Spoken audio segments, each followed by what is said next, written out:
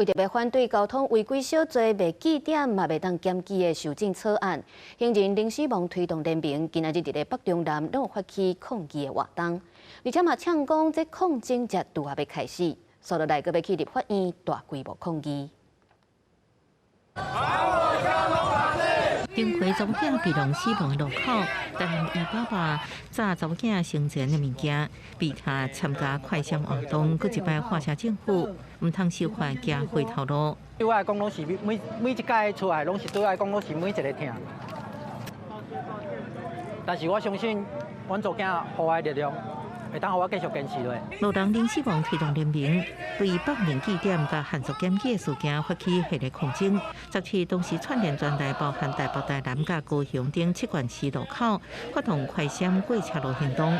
佮一摆强调5大诉求，包含道路工程爱改善，还有配套措施，建立驾驶回分制度，交通执法爱改革，加立法院退回修法草案，要求予赛车车祸受害者由家属杀轮椅到现场下关。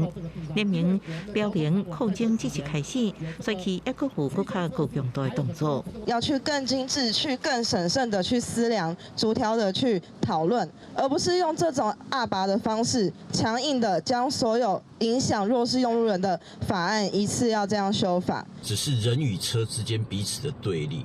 那我在这里，我很沉痛的要告诉大家，绝对不会有往前走的结果。因为你今天抗议完了，明天换我抗议。职业驾驶是发声，驾驶团体无故意要违规，也希望共款道路安全。发声人车唔通对立，共同争取更较好的交通环境。交通部长王国材进前回应，因为草案送到立法院了后，已经委员安排公听会，伊会亲身参加。望各团体面对面来沟通，大家有共识。记者综合报道。